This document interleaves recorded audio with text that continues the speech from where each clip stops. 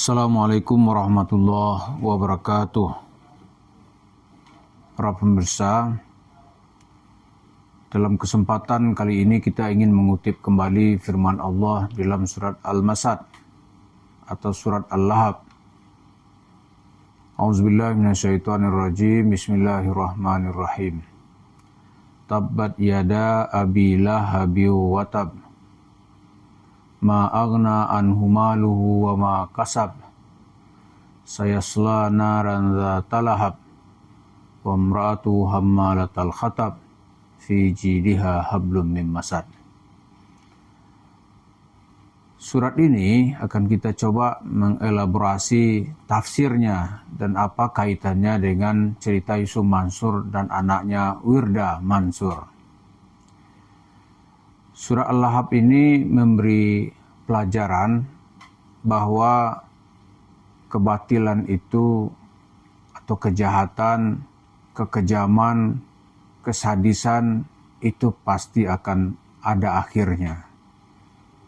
Jadi kata Allah, celaka atau binasa kedua tangan Abi Lahab dan pasti dia celaka. Harta yang dia usahakan itu tidak berguna bagi dirinya. Dia akan masuk ke dalam api yang menyala-nyala, maksudnya api neraka ya. Dan juga beserta istrinya. Wa imra'atuhu hammalatal khatab. Hammalah ini yang suka membawa-bawa ya. Kalau sekali aja bawa itu namanya hamilun. Misalnya hamilul khasab, membawa kayu. Tapi ini dia disimbolkan sebagai perempuan yang suka menebarkan fitnah itu terus-menerus gitu. Menebarkan kebencian dan kejahatan terhadap ajaran Islam.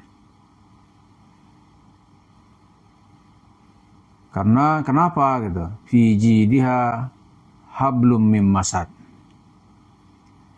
Itu di lehernya kata Allah hablun. Itu ada tali. Tali itu mim masad yang berpilin-pilin gitu.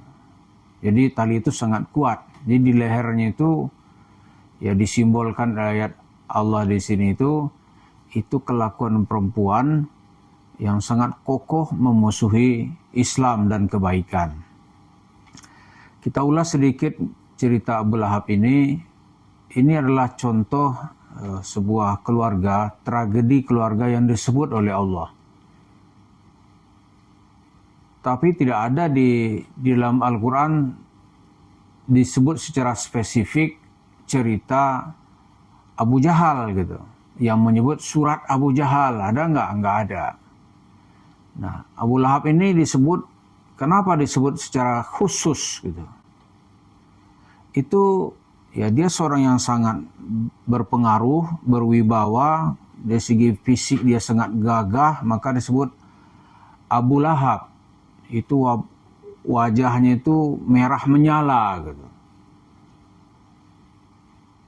Jadi dia bukan Abul Aswad gitu, bukan jelek gitu, tapi sangat gagah. Maka disebut diakui oleh Allah itu Abu Lahab. Nama aslinya sebenarnya adalah Abdul Uzza. Itu juga nanti istrinya itu disebut dengan namanya adalah Ummu Jamil. Ummu Jamil itu ya perempuan cantik lah, si cantik gitu. Atau ibu cantik ya kan. Tapi kelakuannya itu, lidahnya itu berlidah api. Di wajahnya cantik tapi berlidah api. Menyebarkan fitnah dan menyelewengkan ajaran-ajaran yang dibawa oleh Nabi Muhammad SAW. Cerita ini adalah cerita keluarga yang mengajari anaknya tentang kejahatan. Ini yang mau kita angkat ini. Anaknya pun diajari jahat gitu. Abu Jahal nanti enggak ini. Abu Jahal itu adalah nama anaknya Ikrimah. Itu dalam Islam nanti dalam kasus penaklukan Mekah itu anaknya itu menjadi salah seorang panglima yang dipercaya oleh Nabi untuk masuk di salah satu sudut kota Mekah gitu.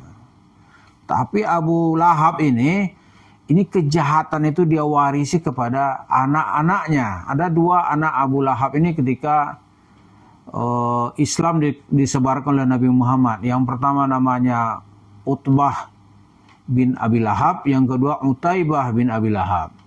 Kedua anaknya ini itu dia paksa atau dia suruh atau dia pengaruh untuk menceraikan 2 anak Nabi Muhammad, yaitu Ruqayyah dan Ummu Kulsum.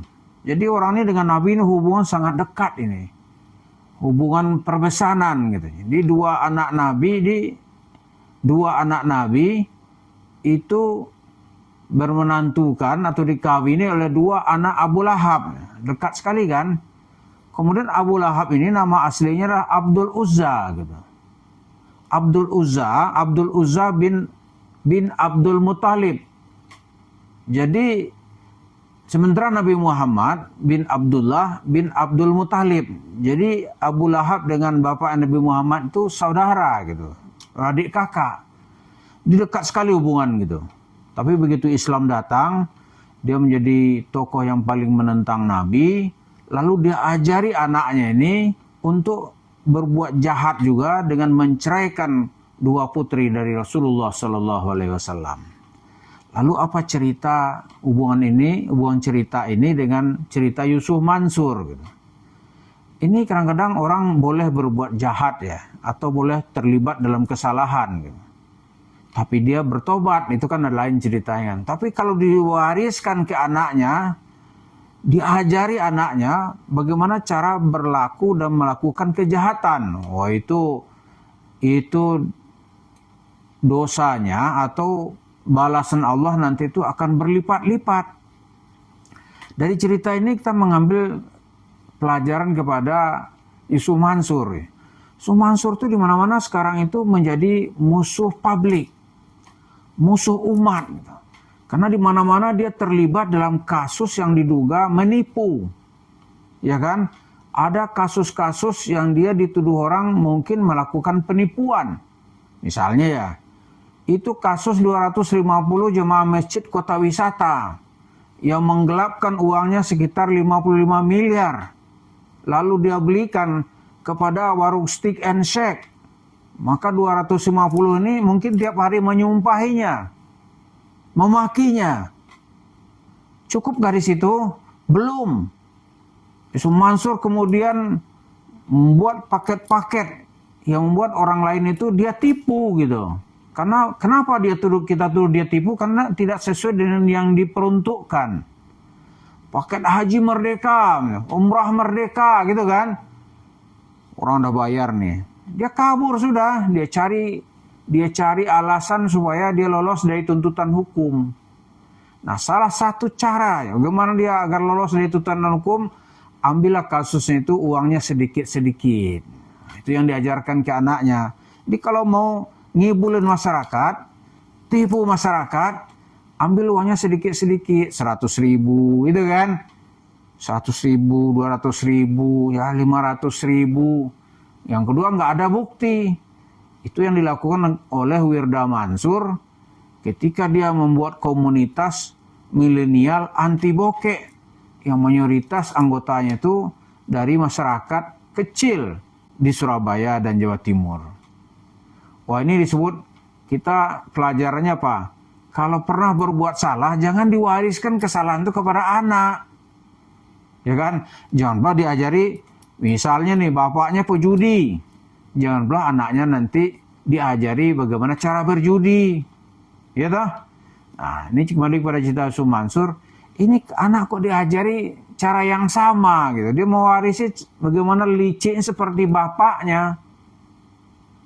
Licin seperti bapaknya.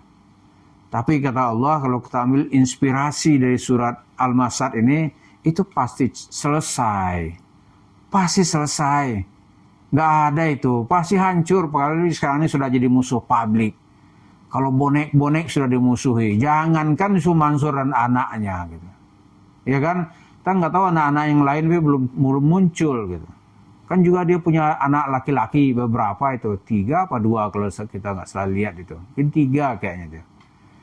Jangankan cerita Yusuf Mansur yang sudah berhubungan dengan masyarakat Jawa Timur. Lo Jenderal Malabi tahun 45 matinya di Jawa Timur loh, di Surabaya matinya.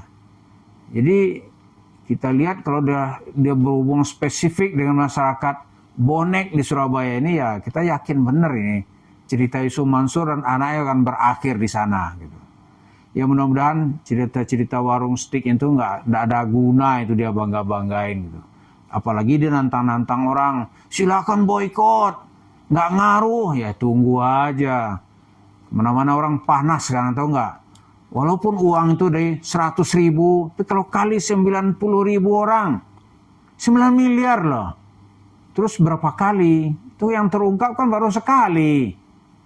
Yang 9 miliar itu, berapa kali? Kita kan nggak tahu nanti penyelesaiannya, kan ada penyelesaian nanti di tengah masyarakat. Apakah itu polisi yang menangkapnya atau dengan cara apa, kita nggak tahu. Yang jelas kata Allah itu pasti ada penyelesaian.